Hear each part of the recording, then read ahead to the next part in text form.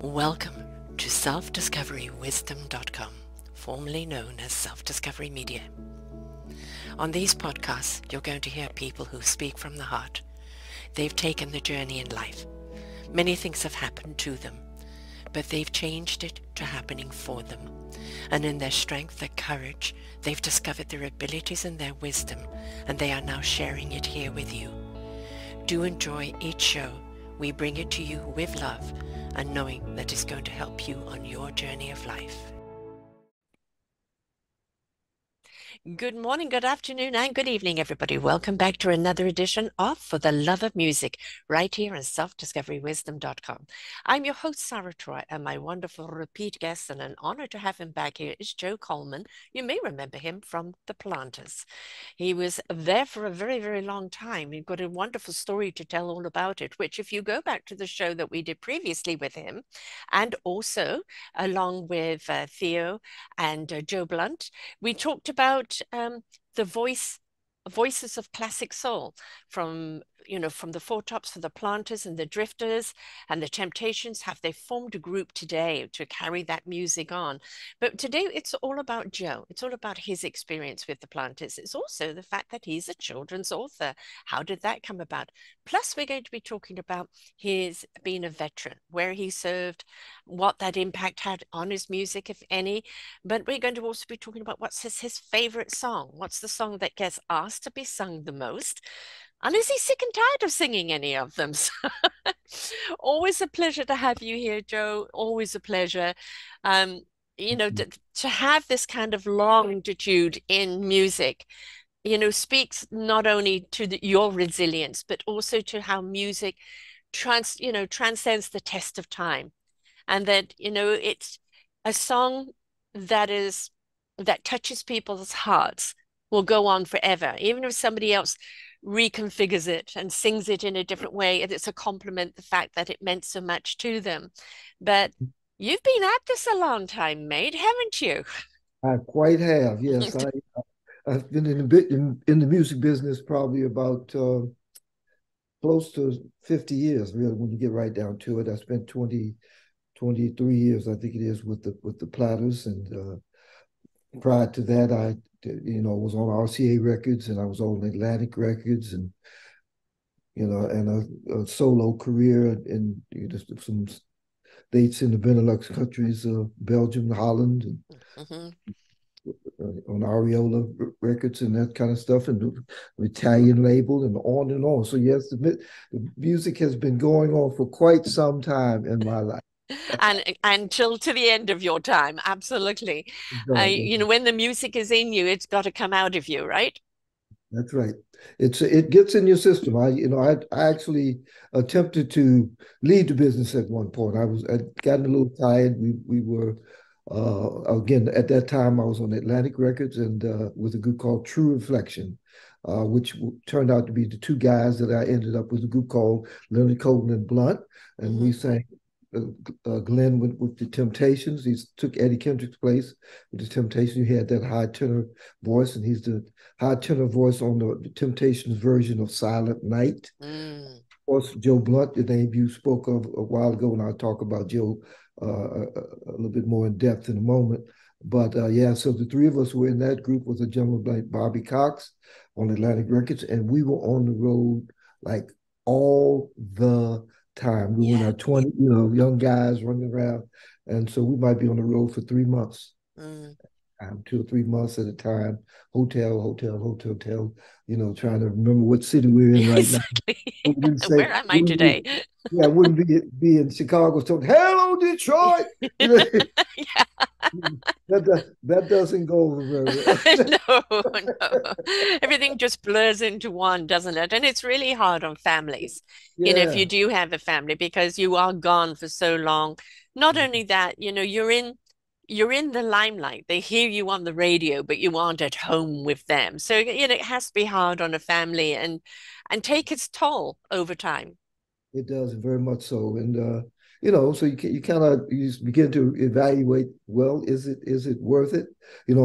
Fortunately, as far as family goes, those early days, I was not married. I was just young guy running around, and we all the males. I'm gonna be honest with you, all the males in the business got in the business to chase women. That rolling stone gathering along the way. That's right.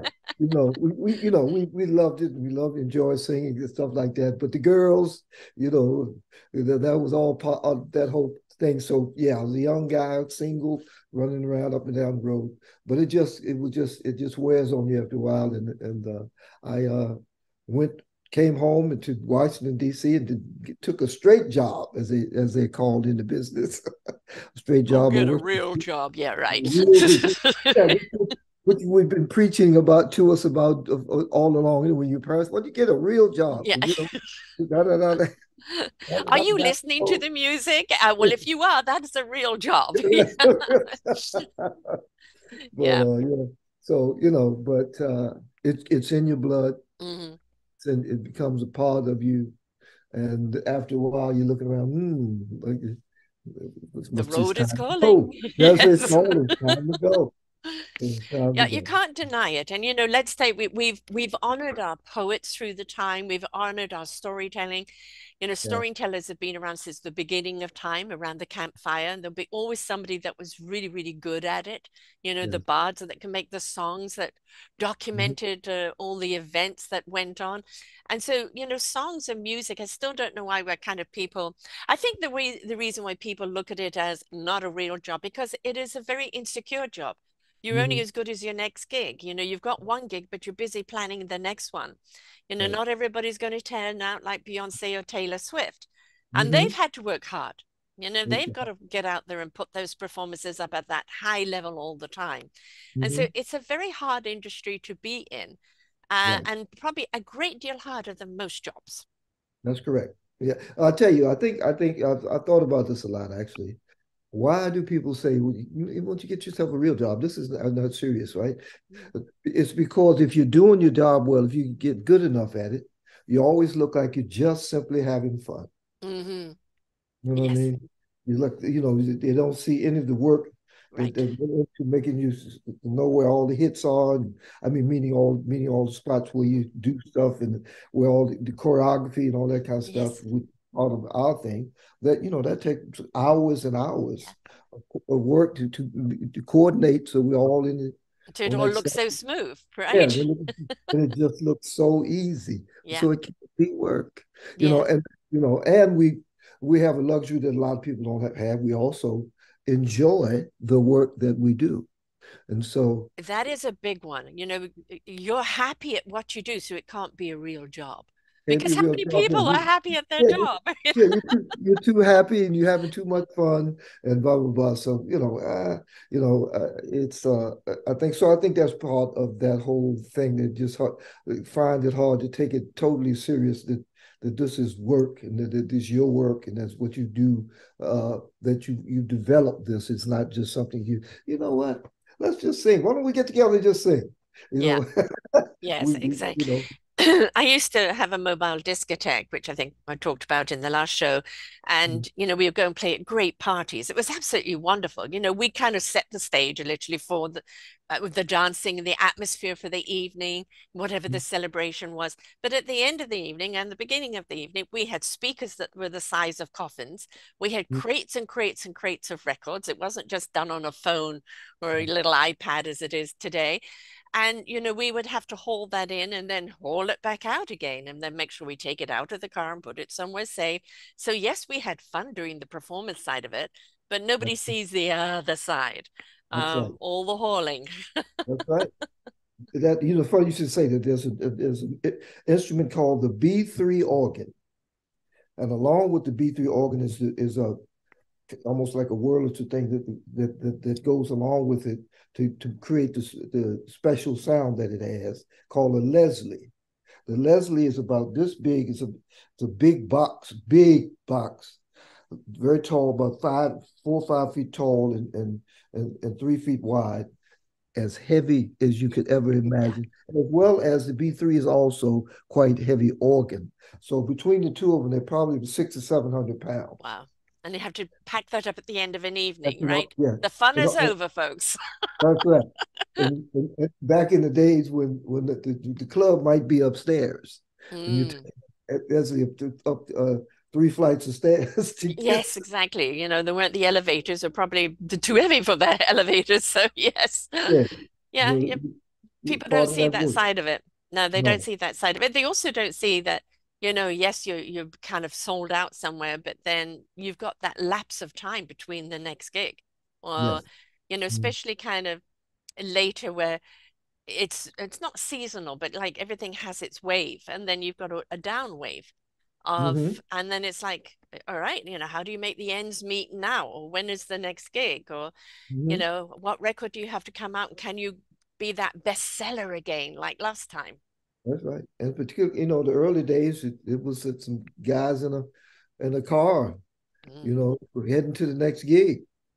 You may, in fact, have a gig the next night or the next 3 or 4 nights, and you do the gig, and you're in the car, and you're heading to the next spot over there, and checking in the hotel at 4 o'clock in the morning. And, you mm, know, up at noon, heading to the theater for sound check and all of that, da, da, da, da, and all it goes. So yeah, it's the work is unlimited. It tells you there's a lot of stuff going on to put up a show, and do everything that you have to do. Not to mention stopping perhaps at a radio station somewhere along the way, yes. between after sound check, running to a radio station to do a little promo for the promoter, and Hmm. to get folks out to the club and running back to the theater. Whoop, it's showtime. Yes. And And it so doesn't yeah, matter if you're tired, it doesn't matter if anything else, that's it's performance time, and that's it. Push button, right. off you go. That's right. Well, then you look like you Yeah. just You've been roll out sleeping all there. day just ready for this. Yeah, Yes. all I've been doing, waiting for this to come up. The show must go on, and The that's show must theater go on. business as well, right? Any form of performance, it doesn't matter how you feel. Yeah. You've got to get up there and Hmm. forget about how you feel. You're stepping in to a Hmm. role. Your role is the performer, is the singer, and your Yeah. people are there to have that experience. That song means something to them, Hmm. right? And it's maybe a connection with their loved one, or it's just the one that Yeah. sets them free. And so you can't be just half-assed about it. Every time it's a full 10 that you've got to give. Full out performance. That's right. You have to give it your all. I wrote a song called "I Gave My All," but yeah, you got to do the full out performance. They want to hear it. They want to hear it full out. They don't want you to hear about your throat is sore. You're a Yeah. little hoarse tonight. They don't really want to hear that. Sing the song. I paid my money. Yes, exactly. You have a sore throat tomorrow. Mm, Tonight you say, and I don't want to give the impression that it's a drudgery, because it is not. Again, we most of us enjoy what we do, and we understand that it's all part of the process. We understand that the audience has certain expectations, and so we've got to go out there and do what we do. Like I said, if you're good at what you do, yeah. that's exactly what you do. You go out and you do your thing, and you make it seem seamless, and as if, again, you just rolled out of bed and been sleeping all day and everything, totally relaxed. Everything's wonderful. Everybody's set everything Only up for you, you. done everything for you. Yeah, That's right. exactly. That's right. Yeah, yeah, there I it mean, is. that's the, music is kind of romanticized, isn't it? It's the romance of the music and whatever it means to you. And that's Mhm. what people want to feel from you. They don't really want to know what goes on behind the scenes. No, That's for everybody else to do. And of course, you look at, the performers of today, they have an entire team that that's set correct. everything up. They go in there for the sound check or the dress rehearsal and Mhm. performance. They don't have to do anything else. But, Mhm. and of course, so much easier today with all the computerization. Through your 50 years of performing, we've gone from mono to stereo to, now computer, how have you found the changes? Is it been easier for you? Have there been some areas that have been more difficult for you to adjust to? Let me that's an excellent question, because uh as a performer, you don't always embrace all of the changes at first, right? Mm-hmm. There have been periods when they say, you know, they're not going to like that. They're going to come back to what we do because Yeah. this is a purer form of whatever it is. And of course, we've been shocked and surprised that no, they didn't come back. What? You have to move right. I'm You have not to the move. flavor of the month anymore. Yeah, that's right.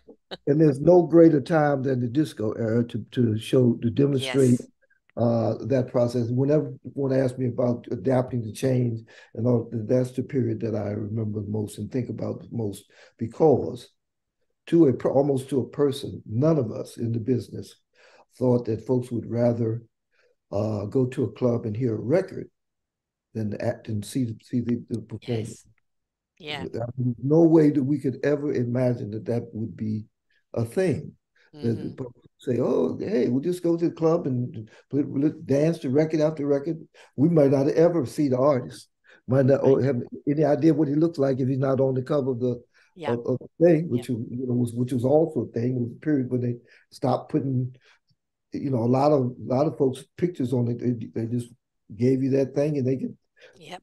it's a match almost, but And it so turned so very bubblegum music too. I mean, the disco era is my era. So, yes. and so things kind of, we had some great music, and then Mhm. it kind of became very bubblegummy, That's right. Yeah, right? And yeah, formulaic. One, the other one, they all sounded the same after a while. They had the same.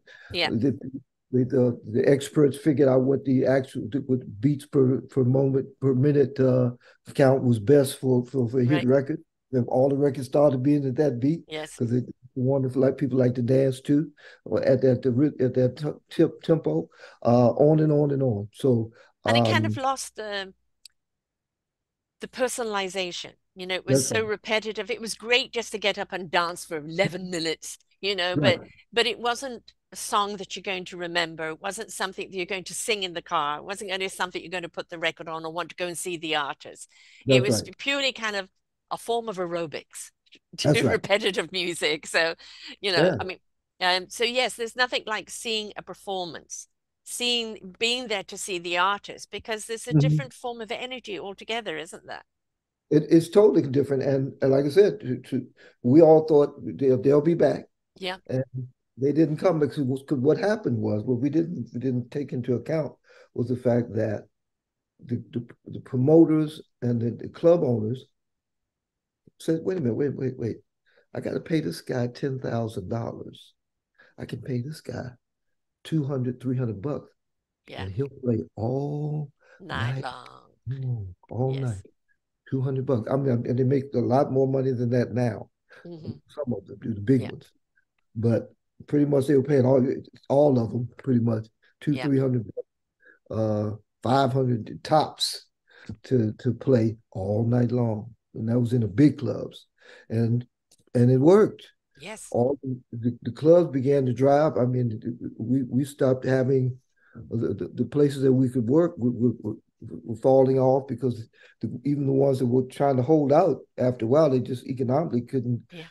compete with a club down the street again that he wasn't he paying the guy uh, a few dollars and some beers on the house and a meal to play and he's trying to keep us in there and it just wasn't working out, so all the clubs were starting to close around the country. Mm.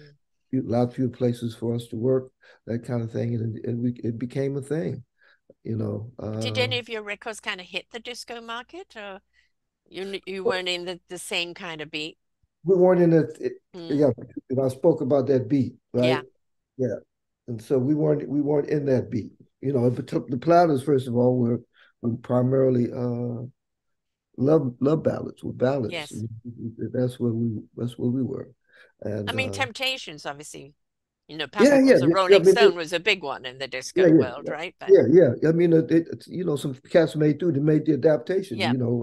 Norman Whitfield came in there and said, "Hey," to Motown, came in there and said, "No, we need to do some psychedelic shack and some Yes. all those kinds of things." And so he found that groove that was still kind of art, was still R&B, but could compete with the disco sound.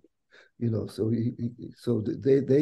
they survived, and that's the transition that we have to make, an adaptation that we have to make, uh, or we get left behind. I Yeah.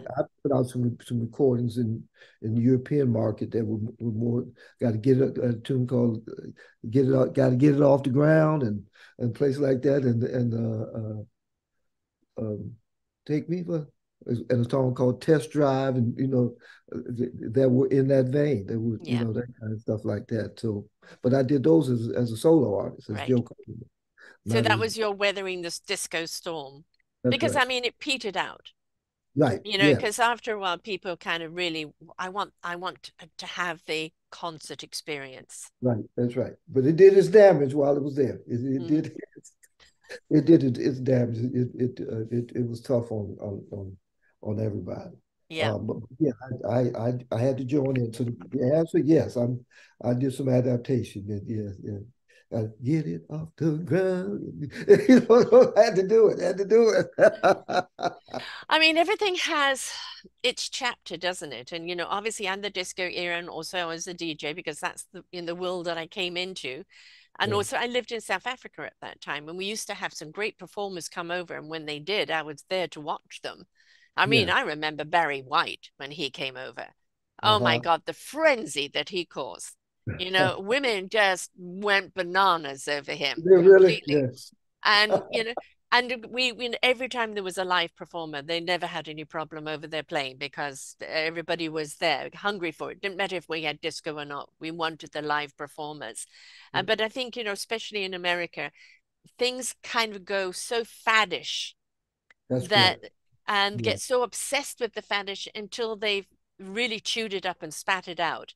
And then that's it's right. like, I think we need a little bit of the old classic back, That's right. Yeah. right? So it goes in different waves, doesn't it? Yes, and you've hit it right on the head in Europe and Hmm. other places outside of America. Yeah. The fandom is more dedicated to the artists. Yes. They don't leave you because disco is in. Right. They don't go. They don't take the trip. They may enjoy disco. I'm not saying they don't, but I'm just saying. But they don't leave you either. They still hold on to you as an artist that they enjoy as well. And It's a that's a different experience. Obviously, disco, you're dancing, yeah. sometimes America, pretty mindlessly, what have right? you done for what have you done for me lately in America? Like sometimes, okay. Oh, your man hit in the last 2 years. Oh, call me when you get. Yes, exactly. It's a different experience all the time together going to a concert, and of course, for me there they were in the theaters and you were in the seats, and it's very hard to sit still, because you wanted to kind of move along with it. Um, but it just kind of, as I said, it was an experience to watch a live performer because you felt that the song was for you, right? Everybody had a different feeling of what the song meant to them, but Right. everybody had an attachment to whatever the music was for whatever the artist was, and you came out there really feeling fortified, filled. Your soul and your heart were filled. Your spirit was uplifted, and you felt like you were nurtured. With a disco, you came out feeling exhausted because, as I said, it was more like dancing aerobics. I'm I'm beat now, but with a live performance, it's like, that was so good. I feel so good. Totally different feeling. Totally. Yeah. I think that is has always been the difference in live performances that I can I can dance right up to you. I can Mm, potentially touch your hand or at least look in your gesture toward you, look you in the eye hmm. even and speak to you just for that moment in song. And that's the difference in that true emotional music, music that creates emotion in the Yes. other. Connection. That's Connection. good. Yeah. That's what Yeah. I was. It Yeah, doesn't matter you're singing to 1,000 people, but you feel like that person's singing just to you, singing that's right. for you, That's right. right? Which Yeah. you can only get from a live. I mean, obviously now we have music. We can't all get to see live performances. Like Taylor Swift hasn't even gone on sale now, but every hotel is booked out Mm. already the day she announced she was coming. So, and that's a year away, right? Yeah. So, and nowadays it's so expensive to go and see the big performers. And I Hmm. understand it's an experience, which is wonderful. I still prefer the more intimate ones. Maybe age, maybe it's my generation speaking, but I Yeah. like to be somewhere. I mean, I did go and see Santana Mm. in an arena, and that was an experience, Yeah. absolutely, because Yeah. he's very Yeah. much my era, and his music's great, and it's very much get up and just dance. It didn't matter. Mhm. People sat, Mhm. people stood, people danced. It didn't matter. Right. But there's also something about that intimate place Hmm. where you really kind of feel coated, Right. inside and out when you come out. So, um, Oh. and I think, it's sad in some ways that people only kind of go to the big performers and the big things and don't go to the smaller ones. Hmm. And I think it might be a generational thing again. I have a daughter who's 40. She loves going to live music, loves going to see performers, always has been Hmm. doing so always. Um, because for her, it is the experience that she goes for. Yes. Yes. It can't be matched. I mean, Mm, going somewhere where you can connect with the artist and in turn connect with the other people in the audience because you kind of feeling some form of the same vibe. It's uplifting. yeah. It's transcending kind of there's a sense of community that comes about and even in the intimate, sometimes there's a club that I'll be working the club I'll be working at with Voices of Classic Soul is called again the Carlisle Room, and Beautiful place, a lovely place in New York. Yes. but it has an intimacy Yes. that allows you to really connect with the audience and like I said and make eye contact and do all those things It's it's to like an create a old sentiment. Hollywood Carlisle Yeah, room, isn't it? that's it. It really is. Yes, But it's very classy. You get dressed up, you have a beautiful meal, you listen to the that's right. music, and it does feel more like old Hollywood, you Yeah. know. And it is I was there, I can't remember what his name was, but it was somebody that had been there Oh, for 30 Short, years. Bobby Short. And he was leaving. It was one of his last performances, I and we see. were there, and it was a wonderful experience. I came away really feeling, the whole evening was wonderful. Hmm. Food, Hmm. atmosphere, music, everything. So I think, that we're so used to overstimuli today that we don't realize that slowing down, taking time to have those moments are just so much more fortifying.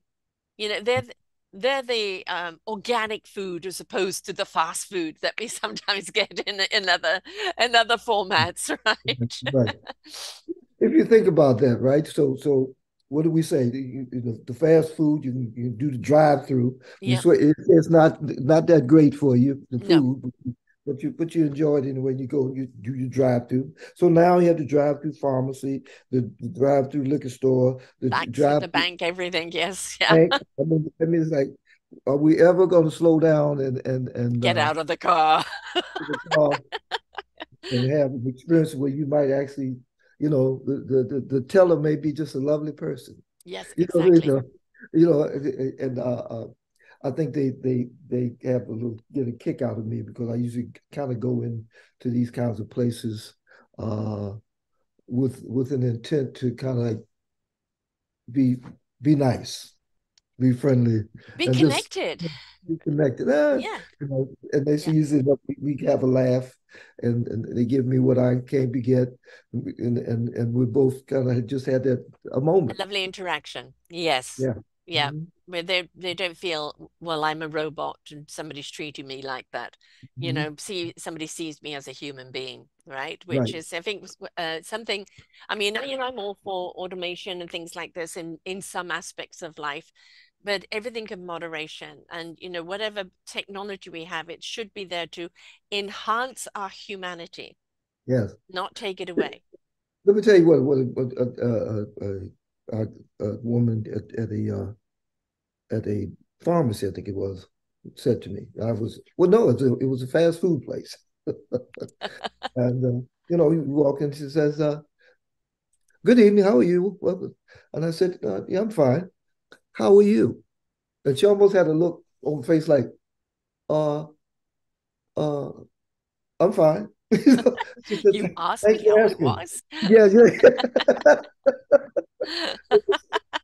It was interesting to me. And, she wasn't used to being asked that the return question, like, well, yeah, and how are you? Yeah. It was like, oh, okay, I'm fine.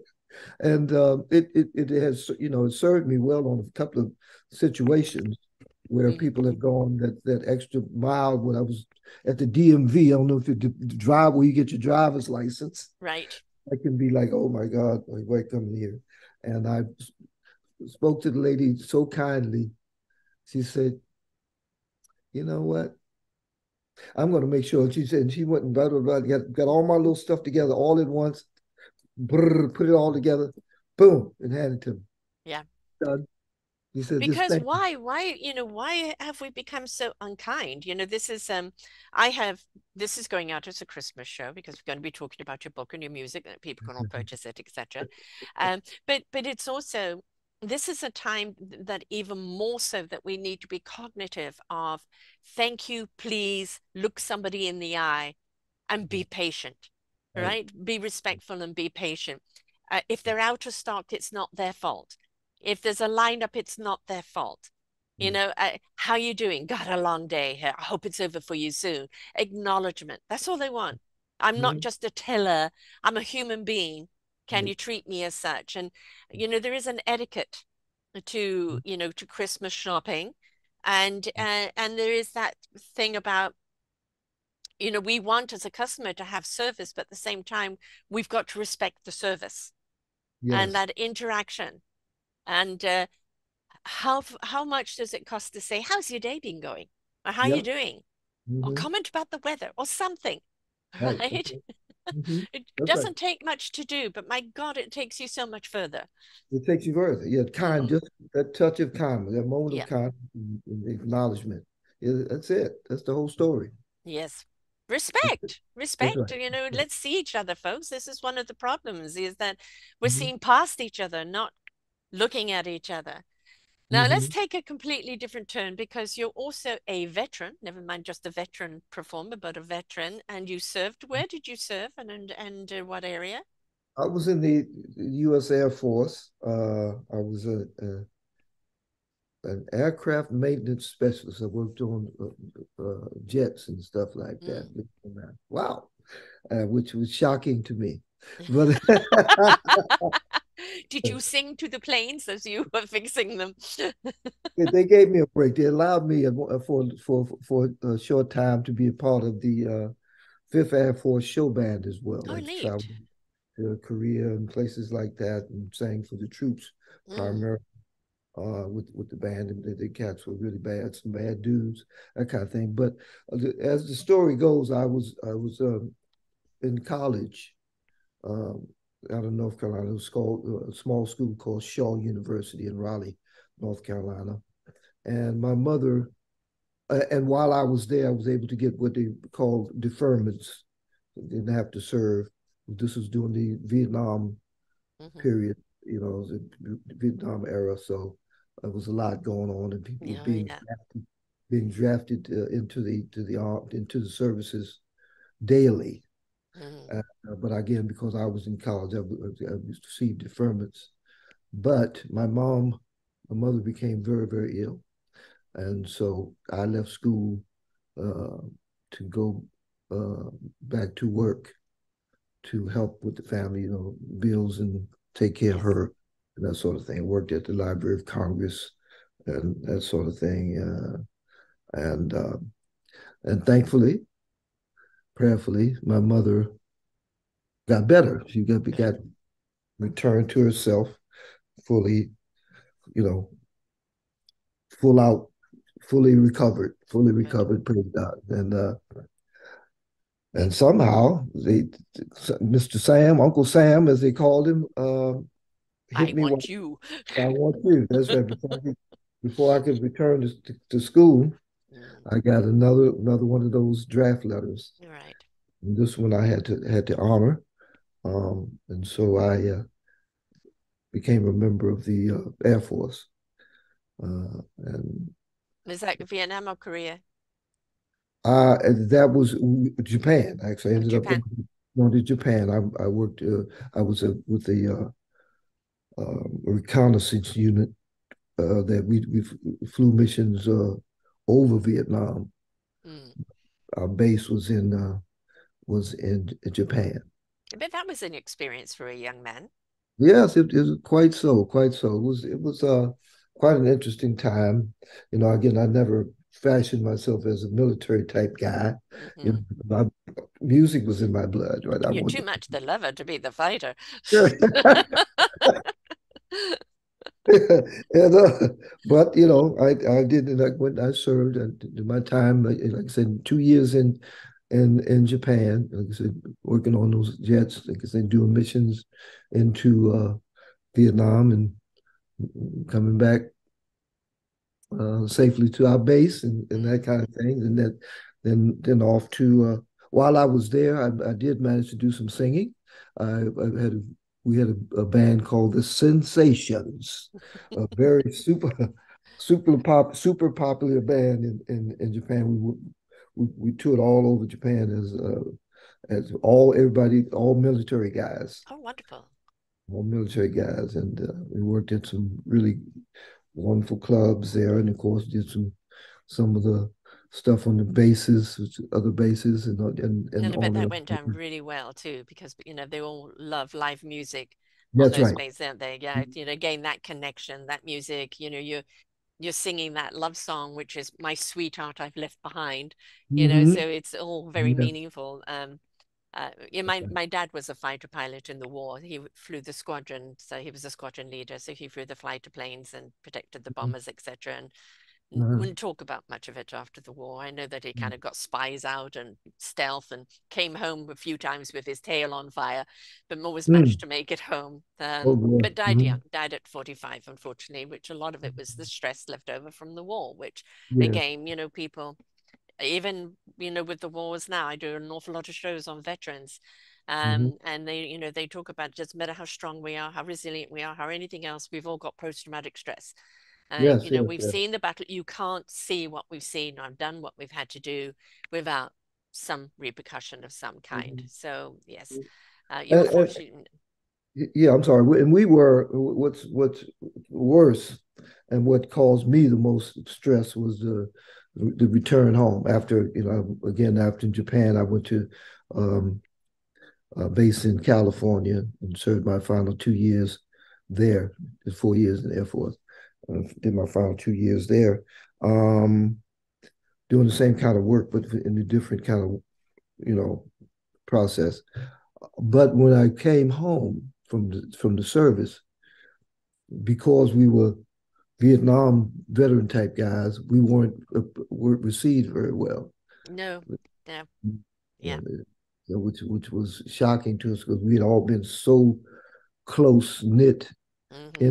in the service, feeling the need to protect one another while we're protecting our country, fighting for our country, uh, and to return home and have folks not speak to you I know. and little snide things, under their breath about you, and that sort of thing. It was really uh, shocking and distressing. It was Hmm. like, what, Yeah, what I just know one of happened? the veterans I interviewed. He was drafted and he didn't want to be, and he was in charge of the machinery that kind of paved roads for the rest of the vehicles to go through. And he Mm-hmm. said there was one scene once where there was a young boy with a grenade ready to throw at him, and he had to get out and point a gun at this kid. And he said, if I had shot that kid, I would have turned the gun on myself. Hmm. He said, Wow. I didn't want to be there in the first place, and I wasn't going to shoot a kid. The kid actually ran off, which, saved that situation. But he said when he came home, he actually burnt his uniform and didn't tell anyone he was in service because of that reason of the attack. And it's only later he went on to have a successful business. It's only when he retired that all of it came flooding back and Wow. started affecting him, right? Mhm. But at that time, it's like I've just fought a battle over there. I don't want to fight a battle over here, Yes, yes, yes. right? That's the whole thing. You're right. That I'm home and you're supposed to be with my people. Yes. Not just talking about black people, but with my people, and they're shunning me, and it was really uh, a, a, And yeah, quite a shock. a Yes. shock and mind blowing. Really, it's like Yeah. wow. Is there anything else that I could do to make you feel all right about me? What's going on? What Well, else again, do it's I the have to do? assumption, isn't it? Not the conversation. If they had the conversation, because every soldier over there, whether you agreed with the war or not, they were Yeah, pawns in the war, yeah, that's right. right? And it's not That's right. their fault. Why don't you That's go right. after the leaders, not the soldiers, That's right. right? That's right. They were That's right. drafted. They didn't have a choice. So why Didn't are have you a choice. attacking them? Right. Yeah, Yeah. that's it. Yeah. But through all, I mean, through it all, I mean, I enjoyed my time serving my country and felt that it was in fact an honor to do so. You You you know, were a contributor. Yeah. yeah. So I did what I was required to do. A, B, and what I felt was right, Hmm. and so I'm proud of that Right. time and the time that I served, and I'm proud when it's time to say when asked when you did you serve, and I can Yes. honestly say yes, and Yeah. no, Yeah, and because without proper maintenance on those planes, nobody's going to get out and fight anything, right? that's So right. people, Yeah, again, it's like hauling all the equipment. They that's hear the right. performance, but they don't Mhm. hear all the background. So you were that background. Did you find that any of your experience in the military kind of transferred to your discipline as a musician, as a singer? I think it's built into, the military is built around discipline totally, being on time for this, being prepared, being overly prepared actually, Yeah. being efficient, being uh, expert. Hmm. To work on jets, you have to be expert at it because a Yeah. mistake, you Oh, can know be what I mean? deadly. Yes. Yeah, yeah. Someone worked on your father's plane. Mm, Someone that he had to trust that the people that worked on his plane yeah. had done their job such Yeah. that he could go and come back. A You know, huge and responsibility. So yeah. that same Mhm. discipline and responsibility, because I Mhm. mean that's the difference between people that make it for 50 years and those that are the flame that goes out quickly, because very often is they're not prepared for the long haul. They're not Right. prepared for the changes that needed to be made, and they don't have the discipline to kind of pace themselves, or Mhm. maybe to say no to certain parties that they shouldn't go to. So I think having that kind of discipline and structure Mhm. is something that's needed. You've got the artistry, but where's the structure? Where's the structure? That's correct. And you hit on something really big there. That's one of the difference makers in longevity. To, Mm, be able to get through to because there are a lot of bad times built into yes. music business. It's a lot of stuff to weather, a lot of issues to overcome or to figure out. A lot of people who don't have good intentions Hmm. for you. Including promoters and record Yes. company execs and stuff, the record companies and stuff. So there's a lot to work through, a lot to understand, a lot, and so you have to be dedicated to the process of making it happen and keeping it going and figuring things out and being a great discernment in knowing who you're dealing with, who these people are. Is this someone that can stay in the camp, or is this somebody that needs to Exactly. find somewhere else to That be? antenna needs to be working, doesn't it? And Yes, it it's does. Mhm. as much as we would love your artistry just to be the artistry, and that's what you concentrate on, you have to have the business hat on, Mhm. because you may have a manager that's great, but if I mean, you look at the Elvis story, Yeah, that's and right. what happened to them, it took him to an early grave, That's right? right. And 90% of, I would say, now that may be a strong number, but I would say 89% of the artists that don't make it, you can trace it back to their management.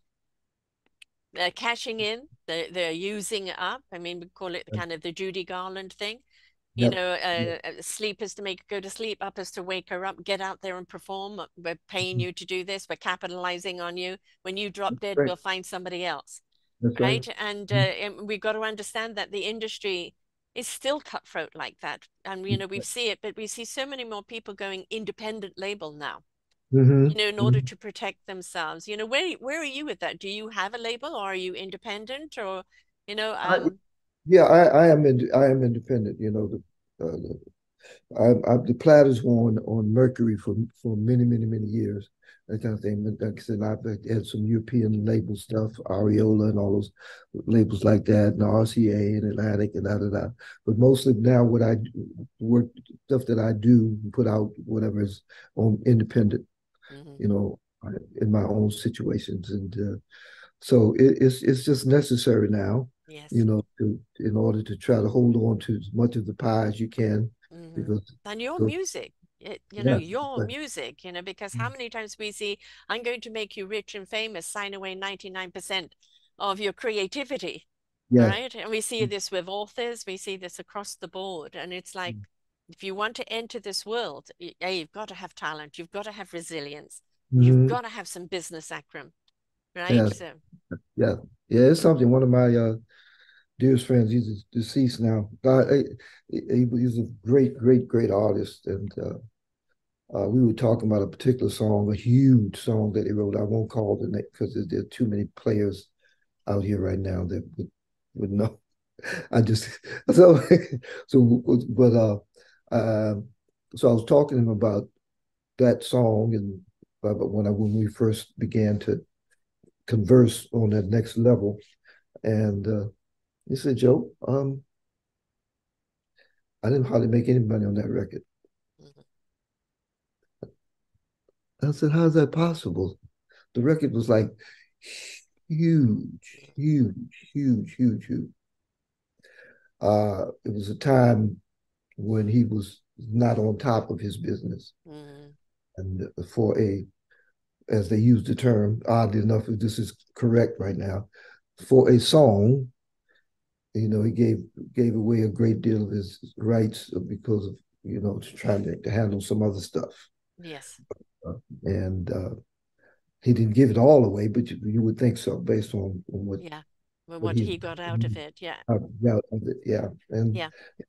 and that's just unfortunately the way it is. So when I travel, um, when I can, COVID kind of shut it down for quite some time. But Hmm. when I travel, I try to visit schools, talk to the kids, particularly those in performing arts schools. And that's about the music, the business of music, and having them understand that it's uh, 20% show, 80% business. Show Yes, business is yes, 20% yes. show, 80% business. You've got And to so, have the 80 yeah, properly lined up so that the 20 yeah, can pays shine off. bright, right? The 20 is going to make sure that the business continues on. That's right.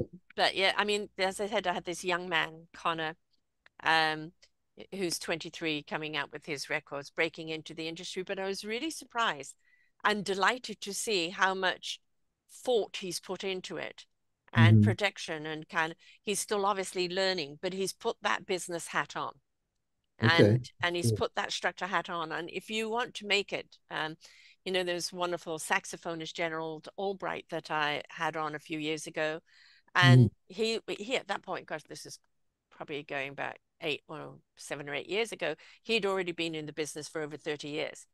All right, and Mm-hmm. it's again, it's knowing how to do a contract, knowing how to recognize a contract, read between the lines, right? Right. What are you signing up to?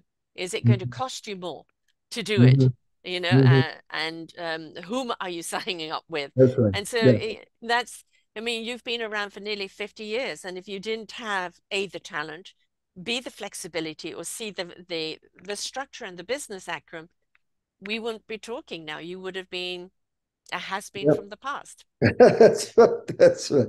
I one of the good things about the business now, from a contractual space, is that they're writing contracts in English. They're not Yes, using that, whereas all that language that nobody in ever understood. nobody understood but an attorney. I mean, still there's a lot. You need an attorney. Don't ever let anyone say that Joe Coleman said Yeah. that you don't need an attorney when they put a contract in front of you, because that is not true. But there is more of it that you can understand now. There's certain things Yeah. that pop out that you can see that it would give you a good, clear indication. Oh, this is not good, Right.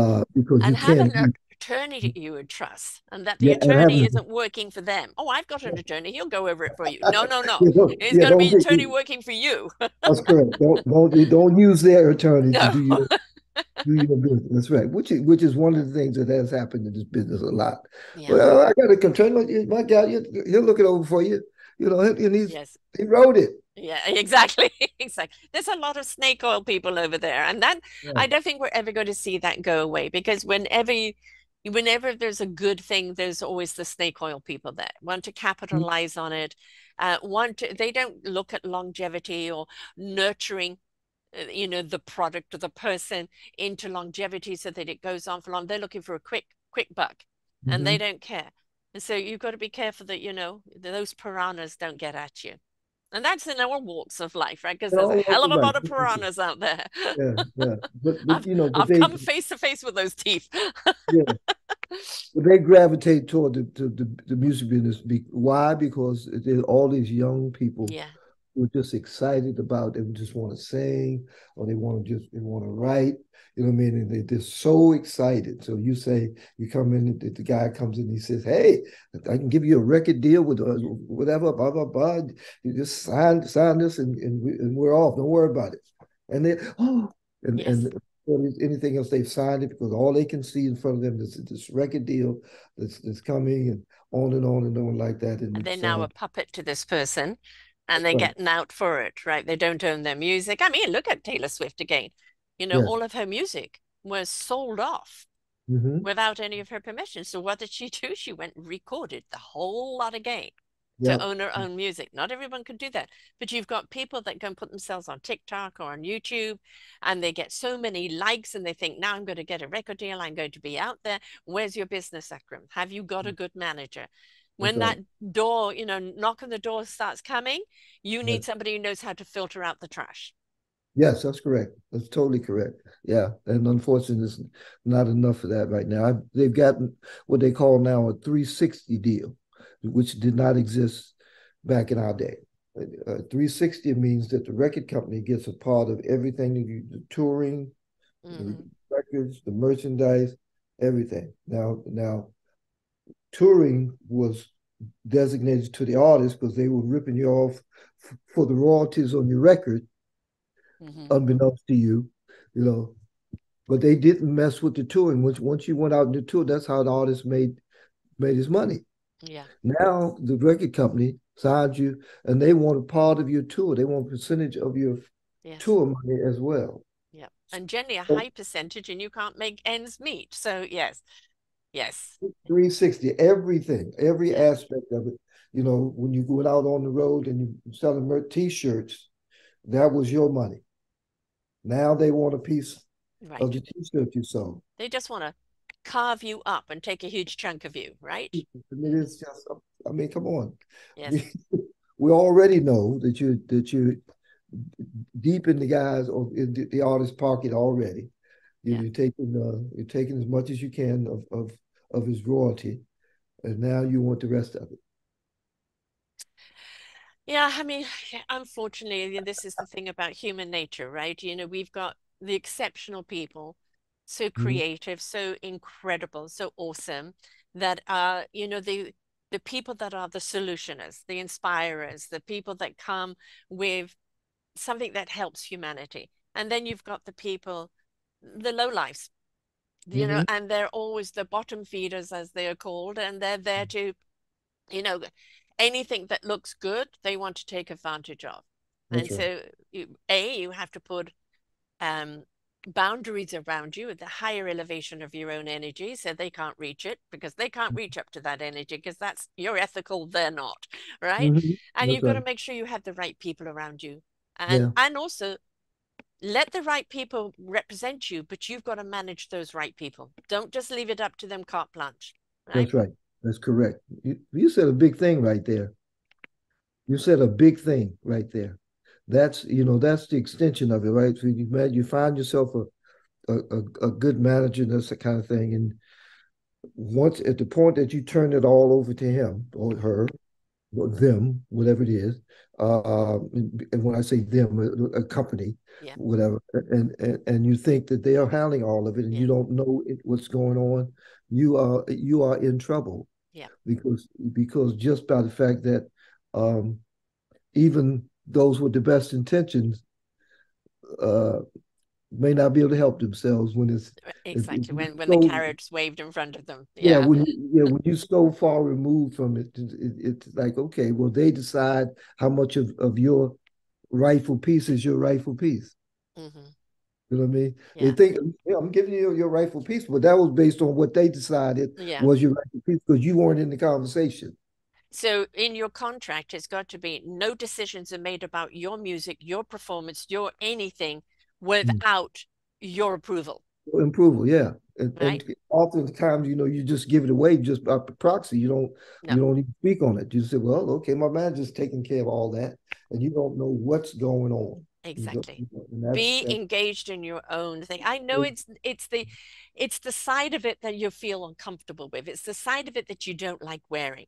Every Mhm. single artist of any kind has to wear that hat, Yes. right? If you don't wear that hat, you're not going to get to enjoy all the other, right? Hmm. That is an essential hat to learn how to wear. And if you wear it well, then it's not going to have to be a hat that you need to worry about so much because you can put it on, you can see what needs to be done, you've put things in place to Hmm. protect yourself. But if you don't, I promise you'll be taken advantage of, no matter what industry you're in. That's correct. That's totally correct. So yeah, I implore all of the young cats young folks I know and artists to be engaged. Just be engaged in the process. Expect a phone call before your manager makes a move. Well, Yes. Joe, hey Joe, this is what I was thinking we might do. How you feel about that? Da, da, And da. if you haven't signed off on it, it ain't happening. It ain't happening. That's right. No signature, no happening. And Yeah. also a signature in front of witnesses so they're not just copying your signature, Mhm. right? Power of attorney on a very low very low threshold. Yes. Not carte blanche power of attorney. Okay, you sign a check, whatever it is. Over X amount of dollars, you got to call me. Yeah. No, I don't want to spend that on that. Right. No, I don't think that's a I'm not signing this away. No. I'm not signing. Yeah. Yeah. Exactly. You know, um, you give enough room to be able to function, but not when the big stuff kicks in and you stuff that you need to be on top of. No, Manage call your own life, your own creativity. Don't hand it over to someone else. They're there to work for you. for you. Don't hand it all over to them and then go, oh, how did that happen? Yes, something that I don't think people realize that back in the day, a lot of artists thought they worked for the manager. They Uh-huh. did, but the Well, the managers managers presented it that way. You're that they only as did. good as you are because I've put you there, mate. That's Right? right. Yeah. Right. And so they would, the manager was dictating demands, what the artist was going to do, and all that, and how much the artist was going to get, and Yeah. all of that, because it seemed like you worked for them, Yep. not understanding that the manager doesn't make a penny unless you're generating money. Exactly. You know what I mean? Unless you're generating money, he makes nothing. So who's the Exactly. boss? And if he's suddenly gone on board a new car with whose money? With who's money? Yeah. And that happened like all the time. Yes. Well, I mean, the Jamie Foxx character in Dreamgirls, right? Yeah, yeah. And doesn't please do not look at flattery as an e-commerce, right? Yeah, If they they're being want. flattering, they're just what do they want? Mhm. Yeah. Yeah, it's the side of business that nobody really wants because you really want to stay in that other creative level. But at the same time, you can't be organic in your creative level if you haven't got that structure and that protection over there. That's right. I mean, what's the trying to remember the Drifters manager. What's his name? Treadwell. Yeah, James Treadwell. He was famous for firing all the guys and bringing in new guys if they asked for too much money. They asked for too much money. They wanted, hey man, how come we just getting we just made back in the day $7,000, $5,000 on this gig, and you give me $200. What's happening here? Yeah. And it was their music? Their music. And so they get other people to come and sing their music and oust them Fire, out. fire them all. They fire all. Wow. Fire, Wow. fire whoever it is, bringing a new guy. Them next day, just because he was the boss. Yeah. I'm afraid, folks, it's still happening, and even you've got to be even smarter today because, I think one of the best things for you to do when you're stepping out into this business is find that attorney that you know that will work for you. That's your first thing. I need Yeah. to know you work for me. You can't be bought out. You can't be manipulated. You're here to protect me. Any contract that's ever given to me, I'm giving to you. Is it in my best interest? Does it allow me to grow and own my own music? And Mm-hmm. I think that's kind of the first step, would you say? I would agree. Even That's before a manager, make sure the manager can do the contract, right? Put all that's right. those things in place that stifles them from taking advantage of you. Mhm. And this is our last thing I'll say about this.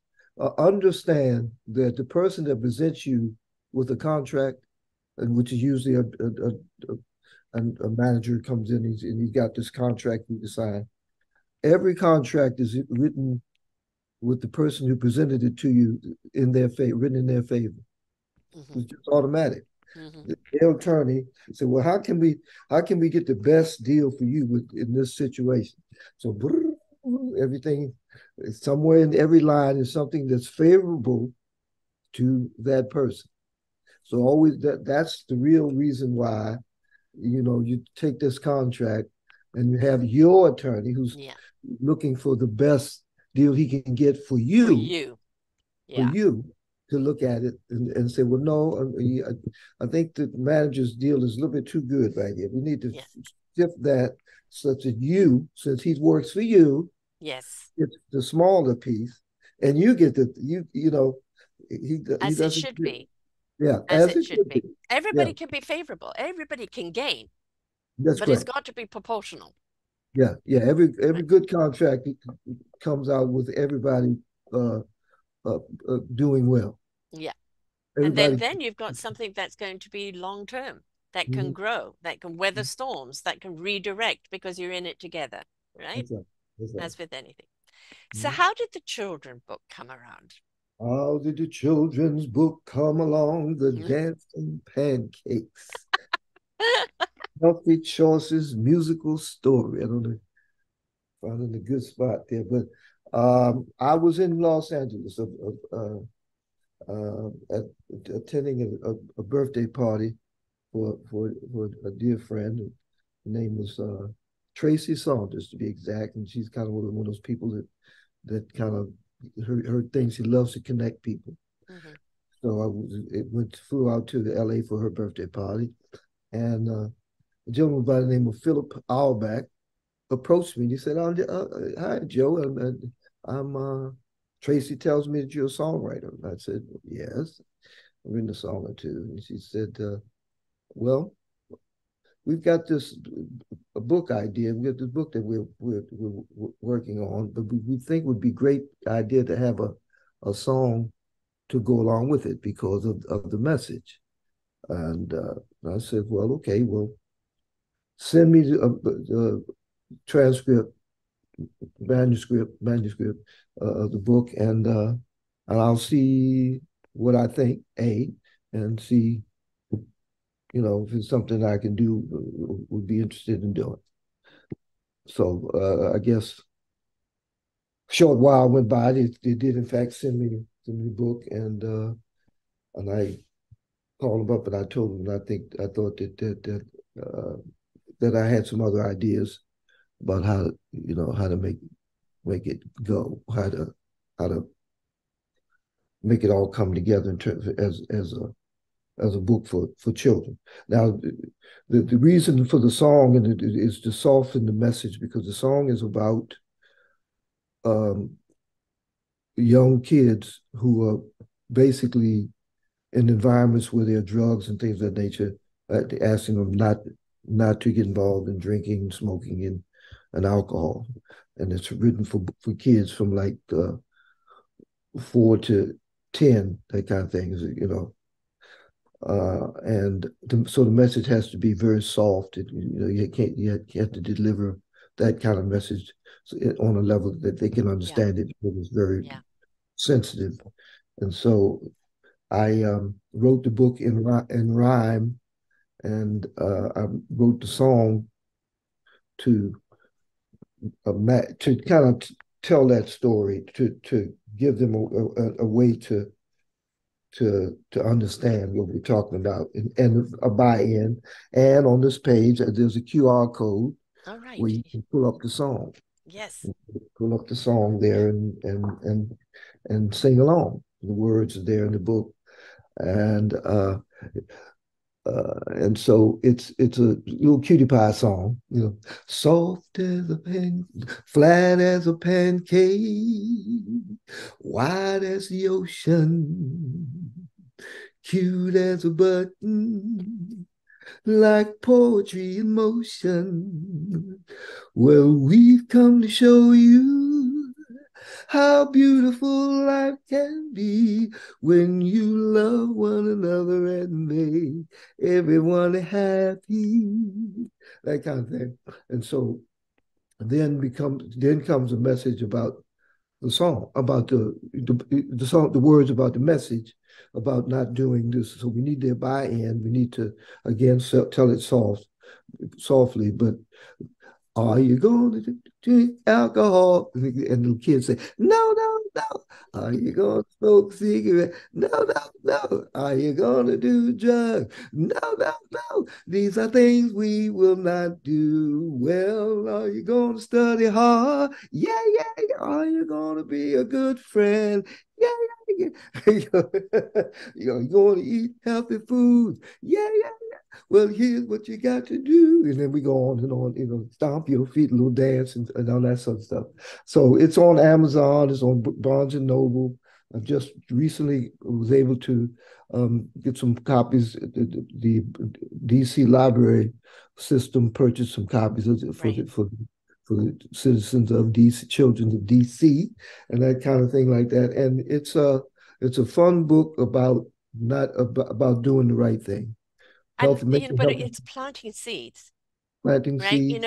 Half the time these conversations never come up until they're already immersed in it. And if Mm-hmm, you've planted the seeds of why don't I smoke, mummy? Why don't I do drugs? mm-hmm. That conversation, and a parent uses that because it's bad for you. It's going to Mm-hmm. make you sick. It's going to make you sad. It's going to make Right, you mad. And it's like, right. I don't want to feel like that. I want to be happy. Well, what makes you happy? And when you feed what makes them happy, that is something they want to grow. They don't Mm-hmm. want to feed the sad part, That's right. right? Or the Mm-hmm. bad part. So it's a wonderful, I would say the best children's books are the ones that parents learn something from, but becomes a tool for the parents, Right. That's right? right. So Yeah. Mm-hmm. planting seeds, helping them grow, and just putting their mindset, and also actually having the question in their minds, what is happiness? Mm-hmm. Mm-hmm. Right? Because a lot of kids just don't know. They don't know what happiness is. Well, it's being Yeah. kind. It's Yeah. smiling, sharing a smile. It's sharing a toy. It's Yeah. sharing a moment. And if they Mhm. understand that, then it's like, well, I want to feel like this more often. So therefore, I'm going to do that more often. Right. Right. Yeah. Yeah. And the book has we have a pledge in there where the kids pledge to obey their parents, and they pledge to be kind to others, and like I said, all those kind of things, and the pledge and some coloring pages and all that kind of stuff. Just trying to an interactive book for the kids to learn and grow. And again, receive the message in a very soft way, and to pass it along.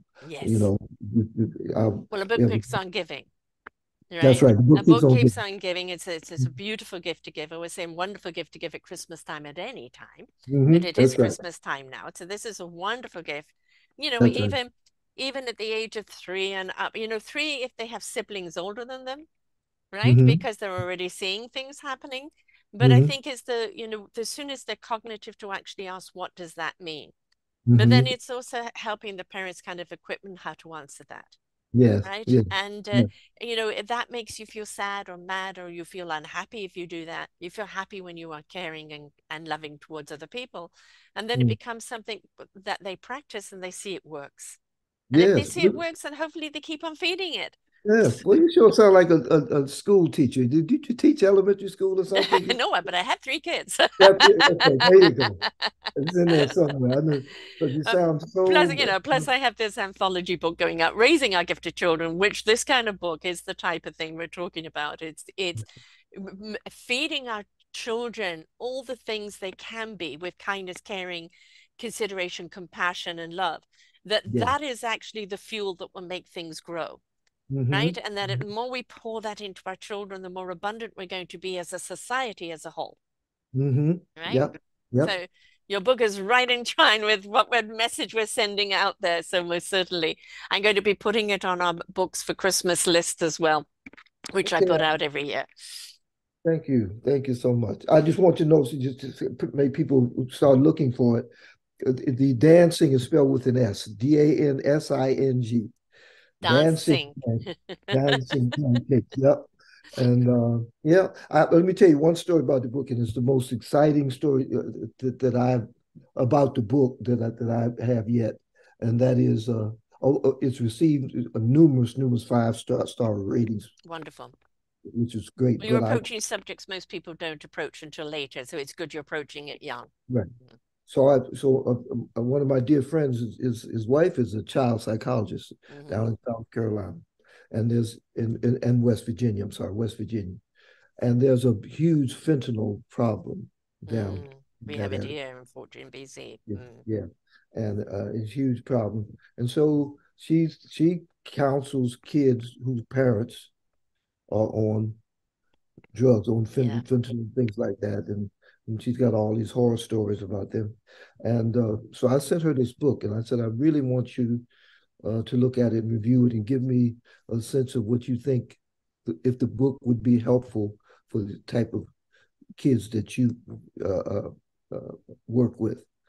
And she sent me back this beautiful note that said she had was giving a therapy lesson to a little boy whose mom was sitting out in the lobby, who was a drug addict, and so he said she was reading the book to her. He said he sat there and he learned the words to the song. She played the song. He learned all the words to the song.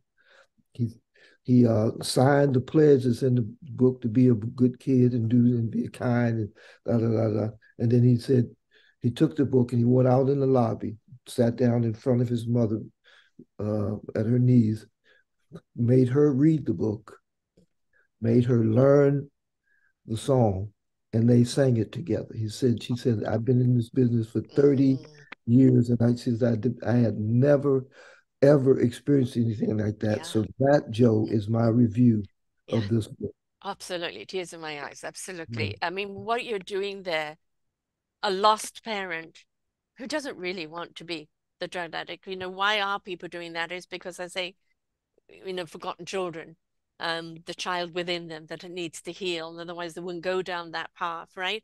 But here Yeah. is the child, healing the mother, Mm-hmm. empowering the mother, but you're empowering the child to have that empowerment.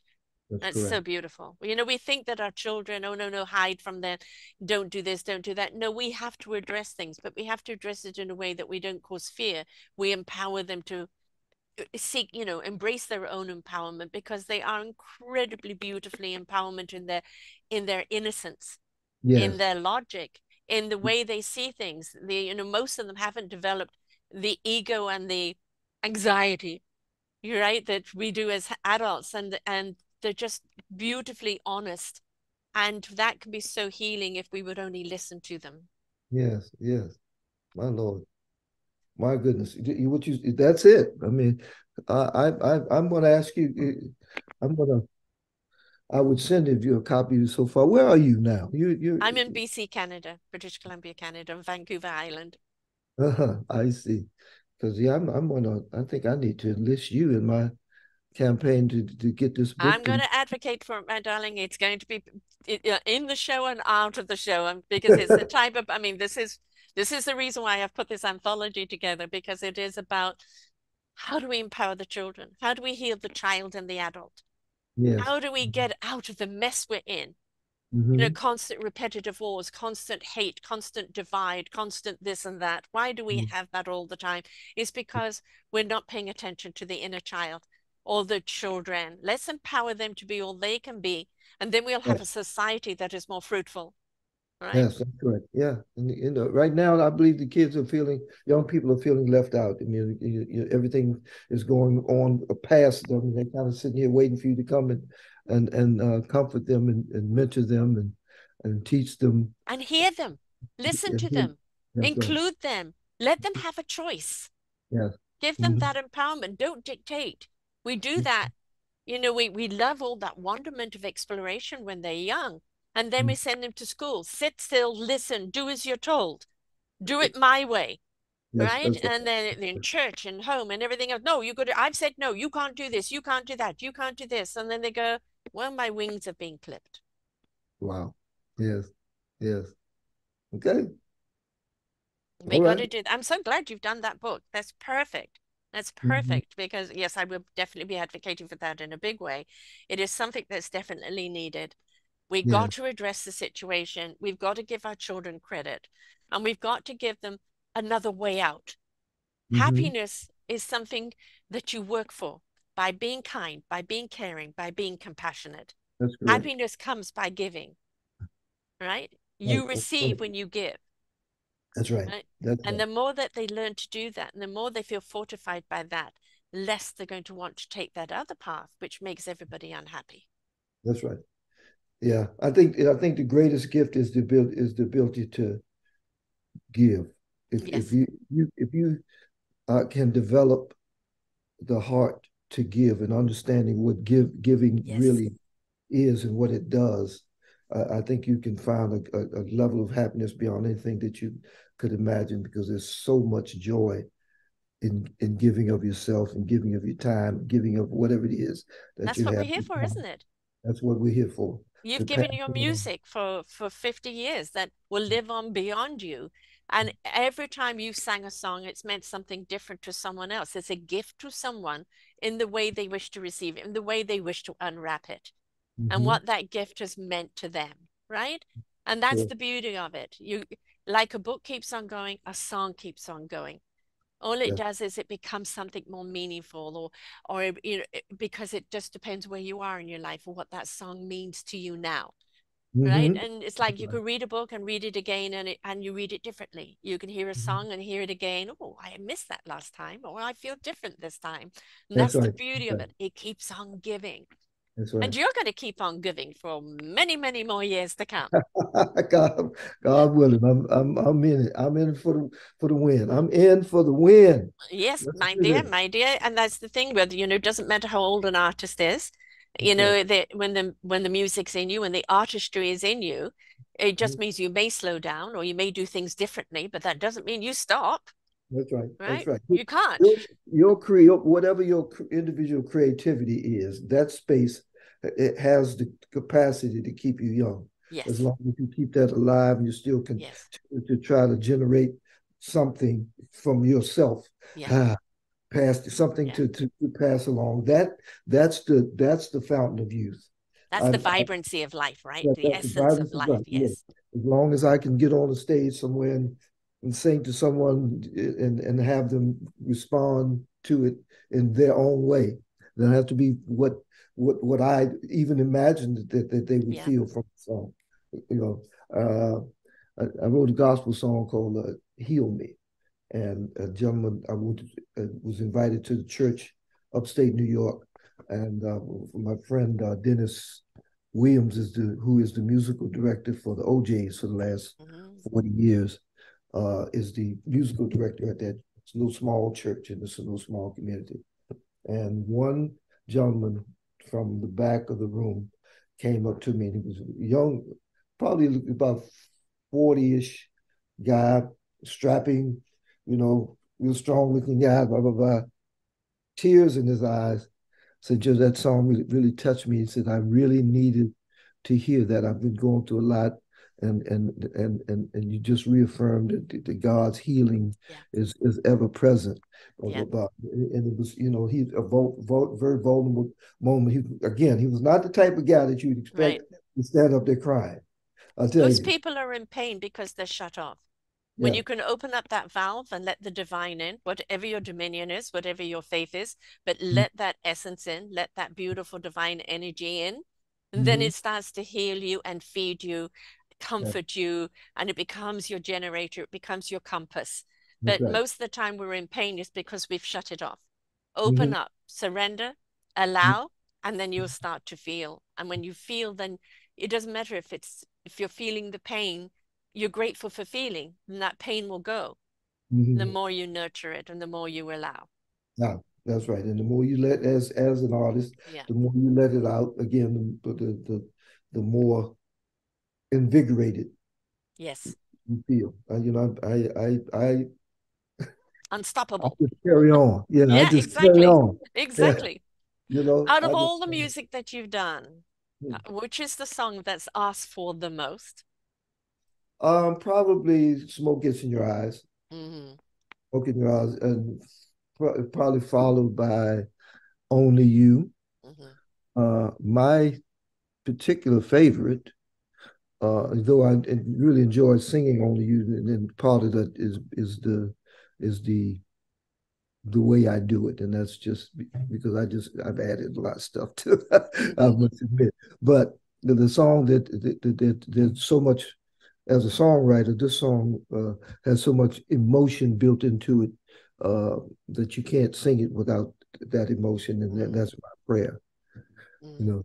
know, my prayer. You have to go there. You can't just say my prayer. You can't do it. Right. No. You know, my prayer is to linger with you at the end of the day in a dream that's divine. It's Yeah. it's that. It's the difference between technical singing and heart singing, That's right. That's right. And right? yeah, that's Yeah. one If of those it's not songs. coming from the heart, you don't feel it. Technically, you can hear it. It sounds great. Where's the feeling? You see this on Mhm. all the musical shows. Where's the feeling? I've got to feel it. If I feel it, I want to hear it. That's If right. I'm not there, I'm going to forget it, right? Yep. And that's the last thing you, as a songwriter, you Right. want. You You don't want want it the forgotten. song. You want people to feel it, and Yeah. you want them to either cry or be evoked to do something, but it's something that speaks to them. Hmm. As heart and soul igniter, right? Right. Yep. I'll tell you, I'd rather you tell me you didn't like the song than not say anything about it at all. Right. Yeah. That's me. Tell me you Yeah. don't like it. Okay, okay, well I can deal with that. But Yes. don't just mm, Yeah. that kills me. Yeah, I know. Yeah. Say There's stop. plenty of words that are spoken, but Mm, words that, people ask me, who do I interview? And I say, all those that come from the heart. It doesn't really matter what you do, but do mm-hmm. you come from the heart? Is Yes, this something you're passionate about? Are you yes, really wanting to make a difference? This is something that compels you, because then yes. I know it's genuine. Mm-hmm. And people know it's genuine and they can Yeah, feel yeah. it. And if they can feel it, they're going to hear it, That's it. That's right? correct. That's it. That's the game. That's it. You said it. I don't even know how to add anything to that. It's authenticity, um, uh, Genuine, just genuine being commitment. being real, being Yeah, real. yeah, Yes. just putting it out there as is. Take it or leave it. This is what it is. This is how it goes. I hope you like it. Here it go. Here, want to hear it? Here it go. You know, I'm coming at you. I'm coming at you. Well, Yeah. everybody wants to feel that it's their song and you're singing to them, Hmm. right? It doesn't matter if there's 1,000 people in there. Everybody said he was singing to me, Yeah. right? That's right. That's right. It touched me, That's right. right? I felt that. Right. And they have their own interpretation of what that Yes, is. exactly. Wherever that and that interpretation, listen to the song 100 times, it could be different every time because it's where they're at and how they receive it That's right. and what it ignites in it. And that's what Mm-hmm. makes it exciting. This is what gives a song its longevity Mm-hmm. because it tells its own story at a time when you need to hear that story. Mm-hmm. That's right. The timeliness of artistry is kind of unspoken. You Yeah. know, it, it, uh, God sends stuff through the universe and to be picked up in time by whomever needs it. Whoever's Uh, tuned right. in at the time. Yeah, who's ever Yeah, tuned in. yeah, If you're there and you're looking for something, you're trying to find whatever that it is, whatever that is. There's something out there that's floating by, and yeah. if you're open, you can hear it or see it or feel it and know Allow. Yeah, yeah, and that everything's gonna be all right. yeah, yeah. It's a warm blanket. It's a beautiful hug. It's Mhm. a kick up the butt sometimes. It's Mhm. whatever it needs to That's be. wake up call sometimes. Exactly, exactly. Now, I know you've got the voices of classic soul. You've got Mhm. that platform, but you've got the voices of classic soul on Facebook. And I want people to go back and listen to the last show that we did because we did it with the three of you. But Mhm. also, where can people actually find all of your music, all of your music? That's a really good question. I got a bunch of stuff on YouTube straight up, but Is that my under your name? yeah, Okay, JS, yeah, Joe Coleman, JS Coleman Enterprises.com, JSColemanEnterprises.com. That's my website, my personal website. Um, and VOCS official is VOCS official is the Voices of Classic Soul website, and not it's not the website. I'm now I'm tripping. You brought me to the most important part of the evening of promoting myself, and I'm giving bad information. If That's our Instagram. VOCS is, official is our Instagram account. Again, as you said, we're on Facebook. Voices of Classic Soul. VoicesofClassicSoul.com is the website for the group. JS Coleman Enterprises.com is my website, personal website, that kind of stuff like that.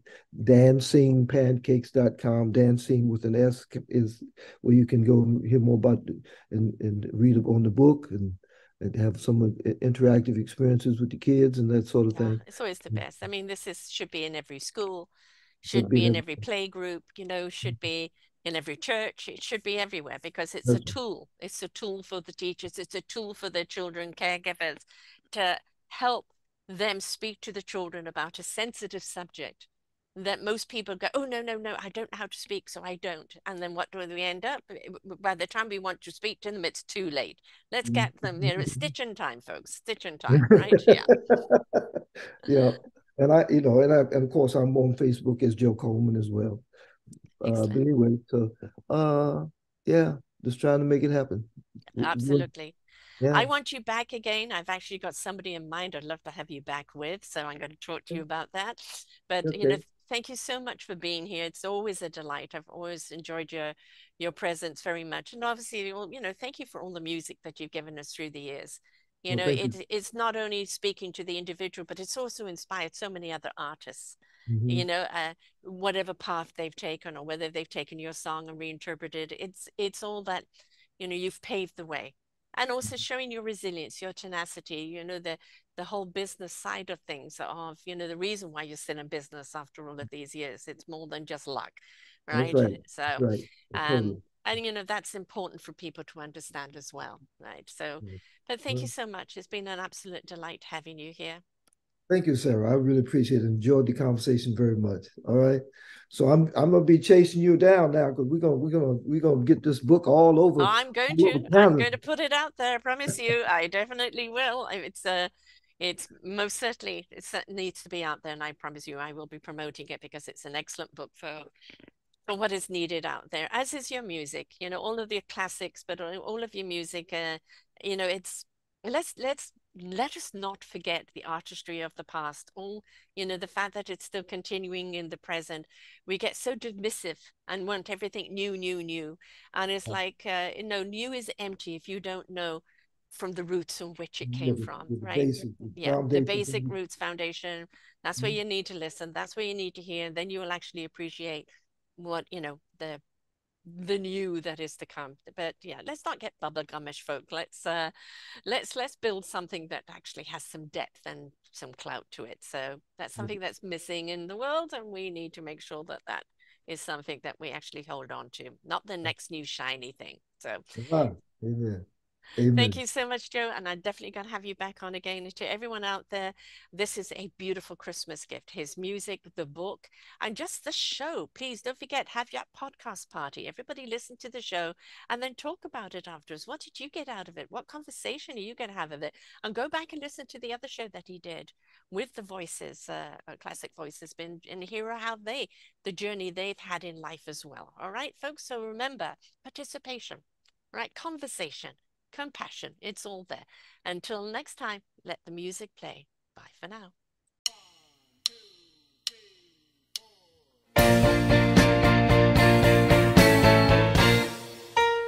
Only you can to make of this world seem right. Only you can to make the darkness bright. Only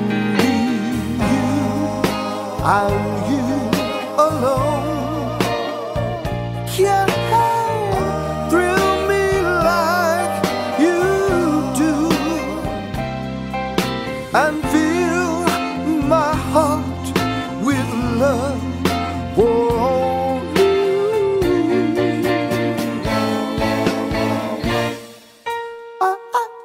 Only you can to make of this change in me. For all is true, you are my destiny. When you hold my hand, I understand the magic that you do. You're my dream come true, my one and only.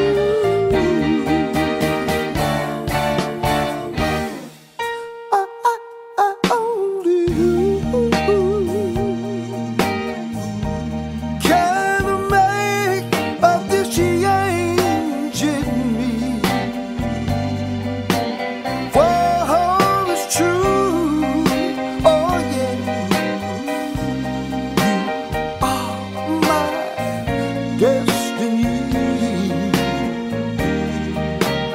When you hold my hand, I understand the magic that you do. You're my dream come true, my one and only you. One and only.